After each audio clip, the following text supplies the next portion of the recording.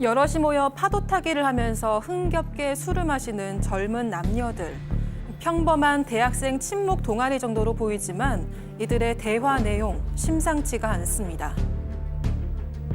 마약도 지금 최근에 막 필로폰 해가지고 투약으로 재판받고 판결 난 거 보면은 몰랐다고 하면은 무죄야.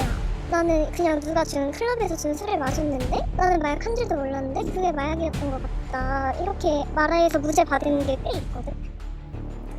누가 준 술을 마셨는데 그게 마약이었다. 마약인 줄 몰랐다면 무죄다. 명문대 출신도 포함된 이 동아리의 실체를 지금부터 자세하게 들여다보겠습니다. 자, 무려 300여 명이 가입한 전국 2위 규모의 대학생 연합 동아리. 요즘 뭐 같은 대학 안에서도 동아리가 잘 안 되는데 대학의 장벽을 넘어서 대학 간 연합 동아리가 300여 명이라면 이게 얼마나 큰 데입니까? 그러게요. 이거를 만들 수 있었다는 것 자체가 보통 사람은 처음이 아니었던 것 같습니다. 이게 처음에 2021년도에 연세대학교를 나와서 카이스트에 다니던, 그러니까 명문대를 줄줄이 다니고 있었던 사람이 이걸 만들었어요. 그래서 뭐 외모도 뛰어나고 뭐 교우관계 좋은 이런 대학생들 위주로 친목도모를 해서 만든다라고 했는데 이른바 스카이라고 하는 그 명문대들 포함해서 의대나 약대 다니는 학생들, 뭐 또 법학전문대학원 응시하고 준비하고 있는 그런 학생들이 주로 있었고요. 좀 신기한 게 면접까지 치러 가면서 선발을 했다고 합니다. 그래서 회비도 10만 원씩 있었다라고 해요. 그래서 말씀하신 것처럼 전국 2위 규모 300여 명이 이 모임에 같이 함께하게 됐는데, 문제는 이 동아리 회장 만들었다는 이 30대가 2022년에 마약을 처음으로 접하게 된 겁니다. 호기심으로. 그래서 자기가 마약에 빠지고 나서 가깝게 지내던 동아리 그 임원이라고 하는 그런 학생들에게까지 이걸 권하기 시작한 겁니다. 회비 10만 원, 면접까지 보면서까지 들어가야 할 동아리라. 자, 이렇게 단기간에 회원이 확 몰린 이유가 뭘까요? 자, 일단은 대학생들 많이 이용하는 SNS에 동아리 혹시 가입하게 되면 뭐 외제 그 호텔이라든지 외제 자동차라든지 페스티벌 이렇게 참여할 수 있다라고 많이 홍보를 했던 것 같습니다. 그리고 선발 방식도 상당히 까다로웠던 것 같아요. 선발도 학교라든지 뭐 성별, 연락처 무조건 적어야 되고 온라인 면접을 좀 해야 되는데 MBTI 같은 것도 좀 적어야 되고, 다만 얼굴도 공개를 해야 되는데 만약에 좀 이상한 목적을 가진 사람, 뭐 다른 목적을 가진 사람은 면접하고 이런 것들을 통해서 지원서를 통해서 걸러낸다고 해서 많은 사람들에게 안심을 좀 부여한 것 같습니다. 그 이후에 참여율이 높은 회원들을 선별해서 별도 행사를 만들어서 술도 마시면서 뭔가 경계심이 좀 흐트러졌을 때 최초는 액상대마, 제일 약한 거죠. 이걸 권하고요. 나중에 투약에 응한 그 회원들을 상대로 액상대마를 시작으로 신종 마약, LSD 같은 거, 또 케타민 이런 어떤 좀 높은 점차 강도가 높은 마약을 권하기도 했다고 합니다. 그러니까 모임에 자주 나온 사람들 위주로 선별해서 모임을 따로 별도로 만든 건데 아무래도 뭐 조금 로열티가 강한 애들이겠다라고 생각을 했겠죠. 그렇죠. 이제 마약을 권했을 때 그 관계도 친밀했을 것이고 또 이 동아리에 대한 이 충성심도 있으니까 더 당연히 할 가능성이 높겠다라고 판단한 것 같습니다. 근데 이 마약이라는 게 사실 한번 시작하면 끊을 수가 없잖아요. 그 굉장히 걱정스러운 수준으로 발전을 했는데 액상 대마를 시작했지만 결국에는 이제 심각한 마약으로 이어졌고요. 이들이 이제 서로 주고받은 메모나 메시지를 보면 뭐 점점 일상생활이 힘들어진다, 화장실 가는 것도 무섭다 이런 식의 이제 대화가 나오고요. 투약 장소는 놀이공원, 뮤직 페스티벌, 고급 호텔, 제주도, 태국 또 아주 장소를 불문하고 여러 군데서 투약을 했습니다. 그리고 이제 마약 관련 대화를 할 때는 줄임말을 쓰거나 텔레그램을 사용을 했고요. 그다음에 이들이 이제 시간이 지나서 심지어는 여기서 수익 사업도 했어요. 그러니까 이 임원진들은 하나에 10만 원에 사면서 보통 회원들한테는 뭐 20만 원, 싸게는 15만 원 이렇게 해가지고 이윤을 남기는 겁니다. 그래서 1년 동안 암호화폐로 거래한 마약 매매 대금만 1,200만 원 정도를 지금 밝혀냈고요. 그 외에도 무통장이나 현금 등의 거래 내역은 지금 찾아지지도 않기 때문에 이는 지금 빙상의 일각에 불과할 수도 있는 시점입니다. 자, 진짜 몇 년 전만 해도 말이죠. 대학생들이 마약을 했다 이러면은 아니 세상에 이럴 수가 하면서 정말 큰 충격을 받았을 것 같은데 이제 정말 이 고등학생 마약 범들도 이렇게 마약 사범도 나오는 마당이다 보니까 참 이렇게 무뎌졌다는 상황이 더 좀 가슴이 아픈데, 자 그런데 들으신 것처럼 겉으로는 평범해 보였던 이 대학 연합 동아리 실체.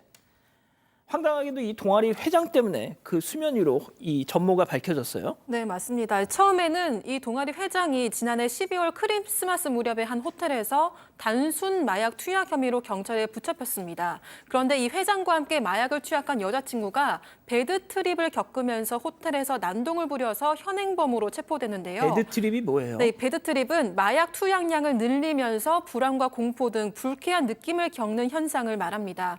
결국 단순 마약 투약 혐의로 구속 기소돼서 재판을 받던 중에 공판 검사가 이 남성의 계좌 거래 내용에서 수상한 정황을 포착하게 된 겁니다. 회원으로 추정되는 이들로부터 거의 비슷한 시기에 비슷한 금액을 연거푸 송금받은 흔적이 나온 건데요. 검사는 술자리 금액 등을 나눠서 내는 일명 엠빵이라고 보기는 어렵다고 보고 마약을 같이 샀거나 팔았다는 의심이 들었다고 합니다. 이에 휴대전화를 포렌식하고 계좌 거래 내용 등을 추적해서 사건의 전모가 밝혀지게 된 겁니다. 앞서 제가 말씀드린 것처럼 마약 사건, 마약 사범들이 너무 흔해지다 보니까 정말 문제라는 말씀 드렸잖아요. 얘들도 그런 걸 알고 있습니다. 자, 검찰 수사를 받는 과정에서도 겁을 안 먹었어요. 대수롭게 여기질 않아. 체크포인트 짚어보죠. 어차피 기소 유예야. 자, 동아리 임원과 다른 공범이라는 대화 직접 들어보시죠. 나 진짜 월요일에 전화 왔거든? 월요일에? 검사인 것 같아. 경찰에서 전화 왔다고? 일단은 나 19일에 가기로 했거든. 암튼 괜찮아. 오빠 정도 빼고는 다 기승에 나올 것 같아. 마약사범이 요즘 얼마나 많이 잡히는데 그거 다 재판 언제 하고 있어. 근데 이게 팀전이란 말이야. 나만 입 다물면 안 돼. 우리 다 같이 다물어야 돼. 응. 오빠는 며칠에 가? 나 다음 주. 갔다 와서 후기 좀. 알겠어. 알았어 오빠. 화이팅. 우리 다 같이 잘 되자. 양 변호사님 어떻게 해야 돼요, 진짜? 정말 이게 대화를 듣는데 참담할 정도입니다. 지금 들으신 것처럼 이제 마약이 적발이 되는 상황인데 걱정을 전혀 안 하고 있고 이런 식이에요. 누구 빼고는 다 기소에 나갈 것 같다라고 하면서 아까 얘기했던 것처럼 이 마약 가지고 지금 재판받는 마약 사범들이 얼마나 많은데 우리까지 일일이 다 기소를 하겠느냐 이런 취지인 거고 얘기하신 것처럼 모른다고 해라. 그냥 입만 다물고 있으면 된다라는 겁니다. 그러니까 뭐 그냥 모르고 뭐 다른 사람이랑 술 먹었는데 그 안에 마약이 들어있었던 건데 나는 전혀 몰랐다라고 이야기를 하는 거고요. 나름대로 자기 통하지도 않을 대책이랍시고 이게 뭐 나만 모른다고 입 다물면 되는 게 아니라 우리가 다 같이 입을 다물어야 된다. 일종의 팀전이다. 이런 표현도 쓰고 있습니다. 그러고 나서는 이 휴대전화 또 비밀번호 알려주지 말고 포렌식 못하게 해야 된다.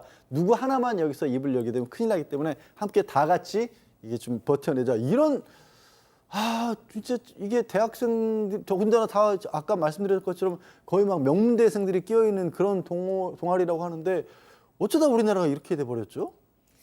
자, 그래서 얘네들 진짜 기소 유예로 끝났습니까? 자, 일부 기소가 되긴 했습니다. 이제 그 동아리 회장 같은 경우는 추가 기소가 됐어요. 마약, 투약, 매매 이런 거 추가 기소가 됐고 한 4명 정도는 임원진 회원 4명 정도는 구속 기소됐고요. 2명 불구속 기소. 8명이 아이고. 기소유예 받은 건 맞아요. 진짜 기소 유예 나왔네요. 저 사람 말이 맞냐고요? 아닙니다. 정말로 투약 사실이 아주 미약하거나 또 검사를 합니다. 체내 검사. 그런 것들을 통해서 정말 일회성이고 이랬을 때나 가능한 거지 이 사람들 말대로 되는 경우는 없고요. 조건부 기소유예가 될 겁니다. 아마 그렇게 됐고 지금 마약 혐의 있는지 조사를 하고요. 검찰에서. 또 지금 SNS에 그냥 9천여 명 또 조사를 한다고 텔레그램이라고 제가 말하겠습니다. 조사를 한다고 합니다. 그리고 더 문제는 한 번 하면요. 끊을 수가 없습니다. 결국은 그래 되면 중대한 범죄를 하기 때문에 처음부터 안 해야 되는데 이렇게 호기심에 하게 되는 게 문제라고 봅니다.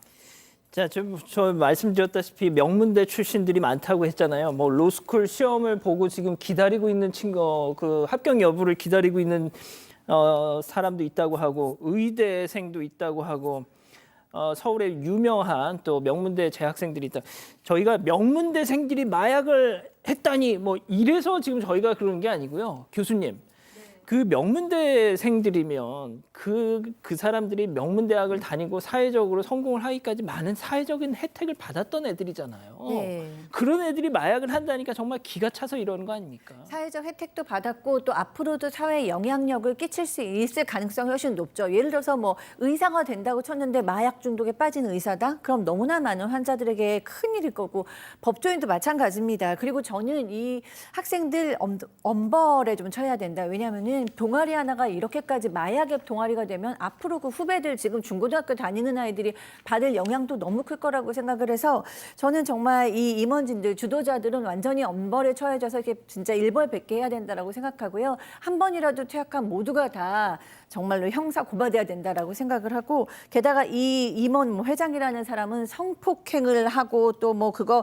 또 영상을 가지고 협박한 적도 있고 무고를 한 적도 있고 심지어는 마약에 취해서 난폭 운전까지 한 사람입니다. 뭐 이런 사람들은 당연히 저는 좀 사회와 일정한 기간에 좀 격리될 필요도 있다라고 봅니다.